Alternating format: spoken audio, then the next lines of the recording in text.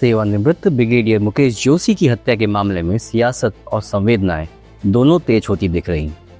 मंगलवार को देहरादून पहुंचे कांग्रेस के सैनिक विभाग के राष्ट्रीय अध्यक्ष सेवानिवृत्त कर्नल रोहित चौधरी ने सबसे पहले कांग्रेस भवन में प्रेस वार्ता की और इस पूरे मामले पर गंभीर सवाल उठाए। कभी नहीं दे सकते हैं। कैसा सैन्य धाम आप बनाएंगे, कैसी आप सैनिकों की मान और सम्मान और उनके परिवार की रक्षा करेंगे, ये मैं आपके जरिए सवाल पूछना। प्रेस वार्ता के बाद कर्नल रोहित चौधरी उसी दिन स्वर्गीय ब्रिगेडियर मुकेश जोशी के आवास पहुंचे, जहां उन्होंने परिजनों से मुलाकात कर अपनी गहरी शोक संवेदनाएं व्यक्त की। उन्होंने परिवार को ढांढस बंधाया और भरोसा दिलाया कि न्याय के लिए हर संभव प्रयास किए जाएंगे। कर्नल चौधरी ने कहा कि इस घटना को केवल एक सामान्य विवाद नहीं बल्कि संभावित षड्यंत्र के रूप में भी देखा जाना चाहिए।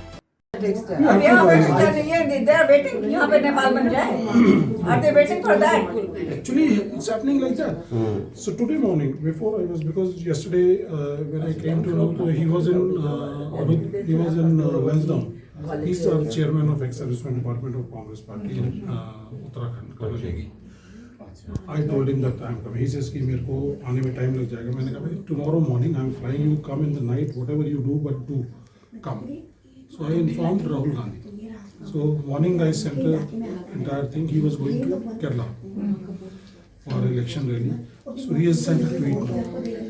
So उसका 7:45 बजे मैंने उनके पास भेजा.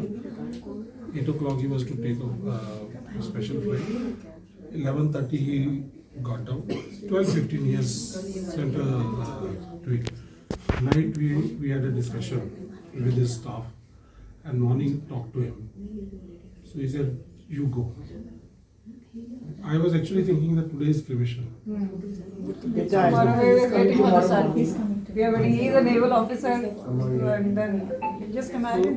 I'll go back. We don't want to make it a political issue, of course. It's not political, but It is our safety. अगर हम as a defense community, if we don't rise today, then I don't know who all have to sacrifice. Why can't we make it like Himachal? उन्होंने राज्य की कानून व्यवस्था पर सवाल उठाते हुए कहा कि दिन दहाड़े इस तरह की फायरिंग बेहद चिंताजनक है। देखिए, परिवार इस टाइम पूरी तरह से बहुत ही दुख में है और शौक में है, और इस समय उनसे सिर्फ हम एक संवेदना के तौर पे, एक सैनिक समाज के साथी होने के नाते संवेदना के तौर पे उनके पास गए थे। और हम लोग सैनिक समाज सारे देश के पूर्व सैनिक समाज और सैनिक समाज उनके साथ खड़े हैं, सारे सिटीजन उनके साथ खड़े हैं।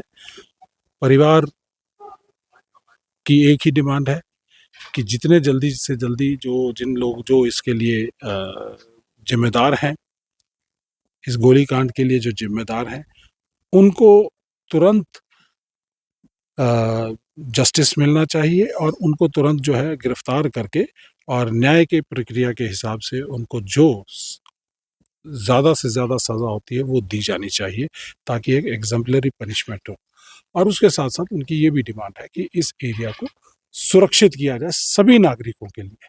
और हम भी इसीलिए सरकार से कहना चाहते हैं कि सभी नागरिकों को सुरक्षा देना सरकार की जिम्मेदारी है। जो सरकार और जो सत्ता का संचालन करने वाले लोग हैं, अगर वो अपने लोगों को सुरक्षित नहीं रख सकते तो उनको सत्ता में रहने का कोई अधिकार नहीं।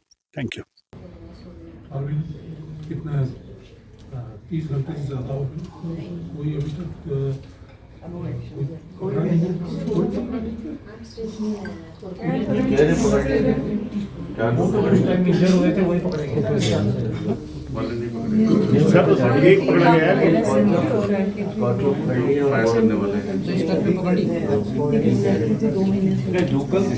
लोकल नहीं है सर, बाहर के दिल्ली और HR के।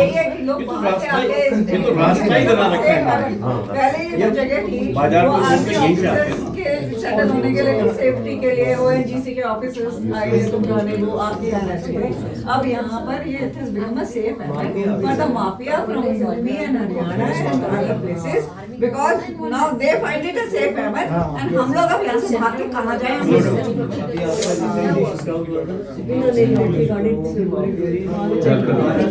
हमारे मॉल्स में इनकी हिम्मत है कि मॉल के अंदर ये लोग इतनी हिम्मत इनकी हो रही है, पलटन बाजार में किसी की हिम्मत हो रही है, चाहे वो पर्सनल है, लेकिन हिम्मत तो है ना उसकी कि I can get away with it. Not acceptable, मतलब ऐसा बहुत सेंसिटिव होती है रोड तो बिल्कुल जो है ये सब जैसे गूगल में पड़ा है। सारा मसूरी सब यही है, यही चल रहा है। वहीं आज स्वर्गीय ब्रिगेडियर मुकेश जोशी को श्रद्धा सुमन अर्पित करने मुख्यमंत्री पुष्कर सिंह धामी, कैबिनेट मंत्री गणेश ज्योति सहित उनके घर पहुंचे। साथ ही कांग्रेस की तरफ से पूर्व मुख्यमंत्री हरीश रावत, प्रीतम सिंह और लालचंद शर्मा जैसे नेताओं ने ब्रिगेडियर जोशी को उनके घर जाकर अपनी भावभीनी श्रद्धांजलि दी। आज देहरादून में स्वर्गीय ब्रिगेडियर मुकेश जोशी का अंतिम संस्कार भी संपन्न हुआ, जिसमें बड़ी संख्या में लोग, पूर्व सैनिक और स्थानीय नागरिक मौजूद रहे। गौरतलब है कि ब्रिगेडियर जोशी की मौत उस समय हुई थी जब वह सुबह की सैर पर निकले थे और दो गुटों के बीच फायरिंग में उन्हें गोली लग गई थी। फिलहाल परिवार न्याय की उम्मीद में है। पूरे प्रदेश की नज़र इस मामले की जांच और गिरफ्तारी पर टिकी हुई है।